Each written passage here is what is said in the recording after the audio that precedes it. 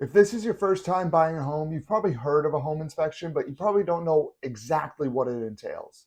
Well, in today's video, I'll kind of go over a quick explanation and how important it can actually be to make sure you get one. Hi, and welcome to my channel. If you have not been here before, my name is Moynihan. I'm a real estate agent and investor based out of Keene, New Hampshire. So if you're someone that's looking to buy, sell, or invest around the area, please feel free to reach out. Or even if you just have a question on real estate or something in this video, again, feel free to reach out, shoot me a message. I'd be more than happy to help you out.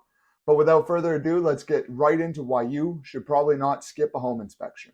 So I hear sometimes people don't want to spend the $500 to $600 on a house inspection because they think, well, it looks fine on the when we went and viewed it, everything looked okay, so I don't see why we would even need it.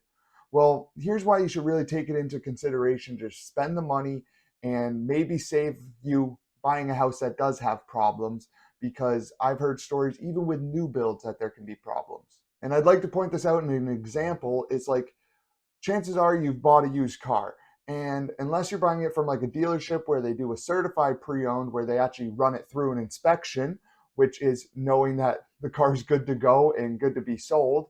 If you're buying a used car off, say, Facebook Marketplace or Craigslist, and it's just something that's not going through a dealership, chances are you're not just going to go to the car, take a little walk around the outside, sit in the driver's seat, and hand the guy money.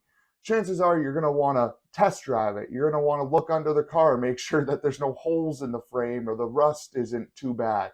Check under the hood and make sure everything looks all right. I mean, that's just, I'm assuming what you would do. That's what I would do. I wouldn't just hope that it runs and not even start the car before paying the guy.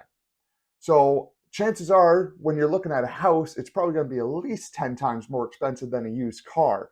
So you should really just spend the $500 to $600 and have a professional come out and look at it so that they can tell you what needs to be fixed or addressed, or something that can be a problem in the future, but not necessarily right now. And of course, this will help determine what price you pay and if you need to renegotiate after you had the house inspection in case something major does come up, or even a couple small things that add up to a bigger bill that you say, hey, like, we're going to need to do all this before we even move in. So we kind of want to knock a little bit off the purchase price. So what is a home inspection? Well, it's pretty simple. They're just inspecting the home, but it's ran by a licensed home inspector that actually has to go through the courses to learn about all this stuff, because a good way to look at them is they know a little about a lot. So they can go through houses and they look at everything from the roof line all the way down to the basement, exterior, interior, everything. They look at it all. And they're not necessarily like certainly in one area of the house that they're a professional in, but they can definitely see where things are a problem and be like, hey, this, say if you're looking at electrical, be like, hey, this electrical is outdated and this looks like it was done wrong. You should get a licensed electrician out here to give you a better idea of what needs to be fixed and how much that could cost. So they're not necessarily going to be like writing in the report a cost for everything, because they're just stating what can be a problem or what is a problem. But they'll be able to go again on the inside and the outside of the house and see when something, hey, this looks wrong.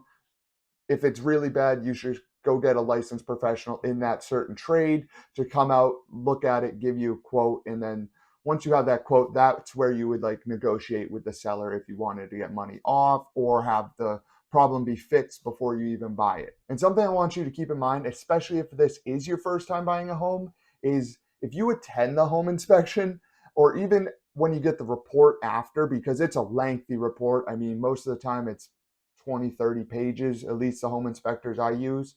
And when you go there or you look through the report, you're probably going to be feeling like you picked one of the worst houses you could have ever picked, because there's so many red flags and little things that need to be fixed. But again, the house inspector is going through and looking at everything. So he's even going to mark out that there's like a missing outlet cover and put that in the report. And the reason being is because if he doesn't, even if it's not a huge deal, if something goes wrong, he can be liable because he's the one that inspected the house. So he's going to mark out every little thing. And if you're there with him the day of, he'll be telling you everything while walking around the house. Be like, hey, this is wrong. This is bad. This might need to be replaced. So when you're there, sometimes it can get stressful. Trust me, I've even bought in two houses, and when the inspector was there, I got nervous. I'm like, oh my goodness, this is feeling like quite the laundry list I'm going to have to do to make this house work.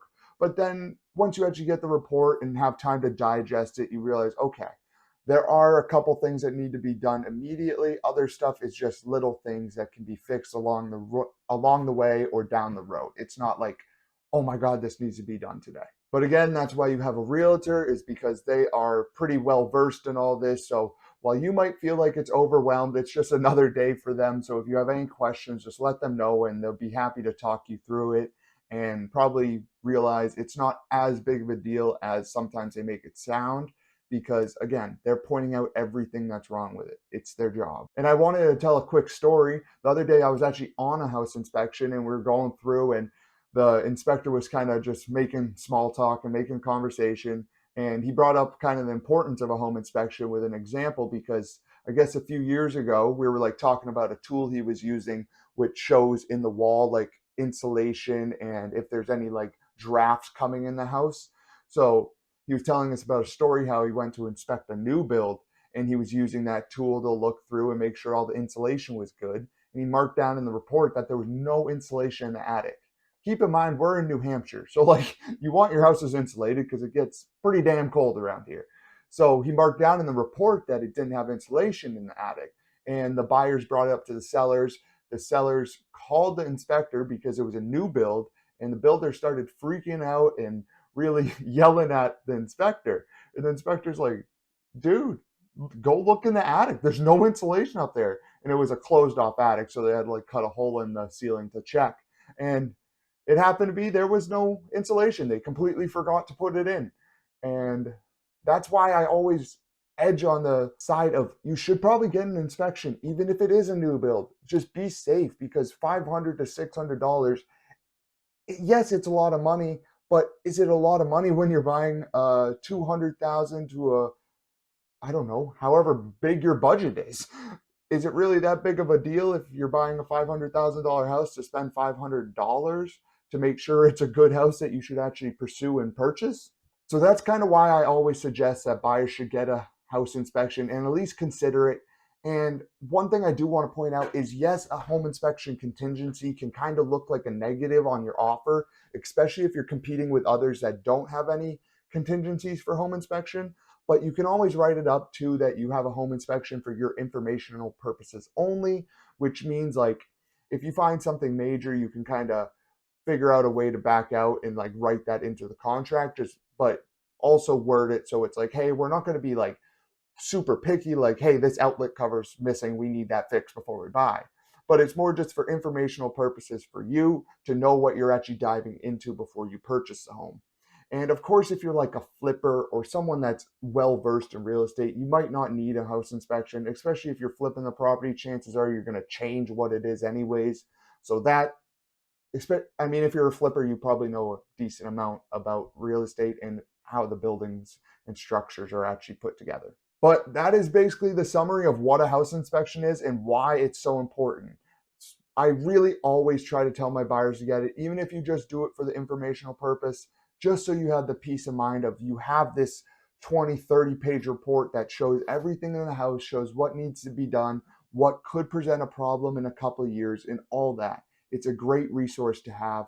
And yes, it's a little bit out of pocket, but I think it's well worth it. So I hope you enjoyed today's video. And if it's brought any value, please drop a like and hit that subscribe button as I release these weekly videos of real estate related content.